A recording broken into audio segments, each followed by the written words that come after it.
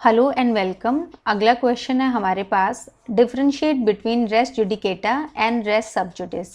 ये क्वेश्चन हमारे पास HPJS 2016, BGS 1987, 86 एंड UPCJ 2003 में पूछा गया है। आंसर हम स्टार्ट करेंगे इंट्रोडक्शन से। The legal concept of res judicata and res subjudice are fundamental principles in the field of law that serve to ensure justice, efficiency, and finality in the judicial process. These doctrines play critical roles in preventing the misuse of judicial resources, protecting parties from repeated litigation, and promoting consistency in judicial decisions. तो introduction में basically हम दोनों जो topics हमारे पास दिए गए हैं उनकी कुछ सिमिलैरिटी या उनका पर्पस जो है बताते हैं। तो इसमें आ गया जो कॉन्सेप्ट्स हैं हमारे पास रेस जुडिकेटा और रेस सब्जुडिस के, वो फंडामेंटल प्रिंसिपल्स हैं लॉ की फील्ड में जो सर्व करते हैं, इंश्योर करते हैं जस्टिस, एफिशिएंसी और जो फाइनैलिटी है इन जुडिशियल प्रोसेस। ये जो डॉक्ट्राइन्स हैं इनका एक क्रिटिकल रोल होता है प्रिवेंट करने में मिसयूज़ जो है जुडिशियल रिसोर्सेज का, प्रोटेक्ट करते हैं पार्टीज़ को रिपीटेड लिटिगेशन से और प्रमोट करते हैं कंसिस्टेंसी जुडिशियल डिसीजंस में। नेक्स्ट फिर हम इंट्रोडक्शन के बाद जो है फर्स्ट टॉपिक है उसको हम डिफाइन करते हैं। तो रेस जुडिकेटा है हमारे पास। Res judicata, a phrase of Latin origin, pertains to a legally settled case. The concept of res judicata serves to bar any further litigation on the same matter involving the same parties once a case has been conclusively resolved and a final judgment has been delivered, leaving no room for any further appeals. तो res judicata हमारे पास एक Latin term है जो जिसका मतलब है legally settled, जो रिलेट करता है लीगली सेटल्ड केस से। जो कॉन्सेप्ट है रेस जुडिकेटा का वो बार करता है किसी भी फर्दर लिटिगेशन को सेम मैटर पे सेम पार्टीज़ के बीच में।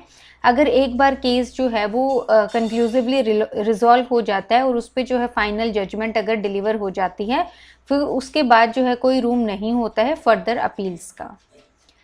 नेक्स्ट आ गया इसमें हमारे पास, फिर हम फर्स्ट टॉपिक को एक्सप्लेन करने के बाद जो सेकंड टॉपिक है उसके बारे में 2 लाइनें लिखते हैं।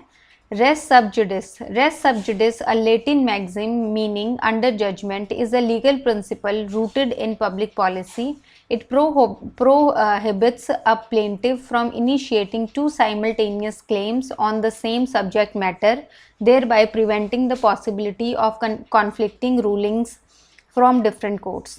तो हमारे पास यहाँ पे रेस सबजुडिस जो है वो एक लेटिन मैक्सिम है जिसका मतलब है अंडर जजमेंट। ये एक लीगल प्रिंसिपल है पब्लिक पॉलिसी का। ये प्रोहिबिट करता है एक प्लेंटिफ को कि वो इनिशिएट नहीं कर सकता है 2 simultaneous claims same subject matter में, और प्रिवेंट करता है जो पॉसिबिलिटी है जो कॉन्फ्लिक्टिंग डिसीजंस आ सकते हैं डिफरेंट कोर्ट से।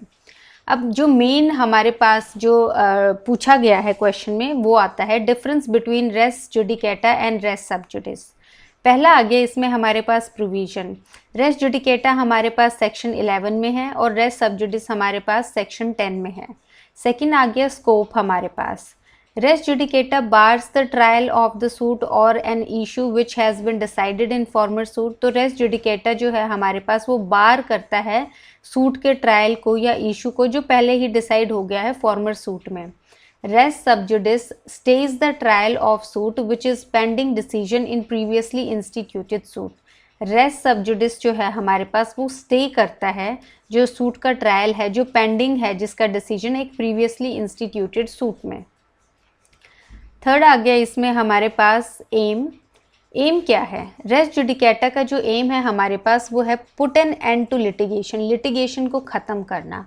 और जो एम है हमारे पास रेस सब्जुडिस का वो है प्रोहिबिट करना पैरेलल सूट्स को। फोर्थ है हमारे पास application. Res judicata applies to a matter adjudicated. तो रेस जुडिकेटा किस पे अप्लाई होता है? जो मैटर जो पहले ही डिसाइड हो चुका है। रेस सब्जुडिस जो है applies to matter pending in trial, और रेस सब्जुडिस अप्लाई होता है उस मैटर पे जो अभी पेंडिंग है ट्रायल में।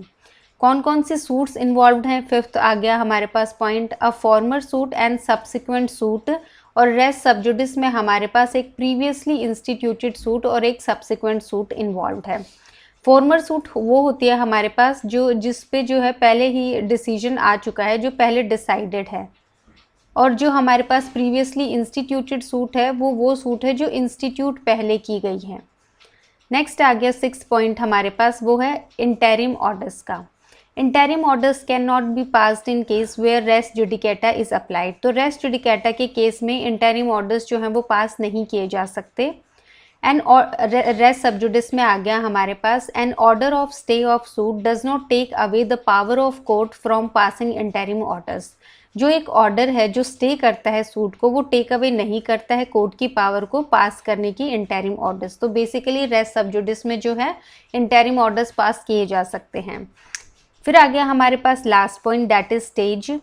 A court of competent jurisdiction must have given the decision in the former suit। तो एक कोर्ट जो है उसको जो वो डिसीजन दिया जाना चाहिए फॉर्मर सूट में, मतलब ये डिसीजन के बाद अप्लाई होती है। रेस सबजुडिस में आ गया, there must be presence of 2 suits, one which is previously instituted and other subsequent suit. तो इसमें आ गया हमारे पास रेस सबजुडिस में 2 सूट्स जो हैं उन वो प्रेजेंट होनी चाहिए, एक जो प्रीवियसली इंस्टीट्यूटेड है और एक जो है सब्सिक्वेंट सूट है। तो ये आ गया हमारे पास डिफरेंसेस। अब इसमें 2-3 चीज़ें ध्यान रखने वाली हैं। पहला यही कि हमने जो है ये 10 मार्कर के हिसाब से किया है। ये जो है अगर 5 मार्कर में आता है आपके पास, तो इसमें आपको सिर्फ टेबल बनाना है और जो है 5 पॉइंट्स लिखने हैं। कोई भी 5 पॉइंट्स आप जो है उठा के लिख सकते हैं। और लेकिन यस, अगर ये 10 मार्कर में आता है तो आपको 7 to 8 पॉइंट्स लिखने हैं और 2 मार्क्स को जो 2 मार्क्स की आपकी जो है वो थियोरी होती है। तो 10 मार्क में आपको ट्राई करना है कि जो है इंट्रो अच्छा हो, डिफाइन किया है आपने टॉपिक्स को, और उसके बाद आप जो है डिफरेंसेस जो हैं लिख रहे हैं, दैट इज़ 7 to 8 डिफरेंसेस आपको लिखने हैं। और 5 मार्कर में आप डायरेक्ट टेबल उठा के भी 5 पॉइंट्स लिख सकते हैं। उसमें बहुत प्रोबेबिलिटी होती है कि आपको 4 से 5 नंबर वो दे दें। तो डिफरेंस के क्वेश्चन में ये सब ध्यान रखने वाला है। इस क्वेश्चन में इतना ही। Thank you.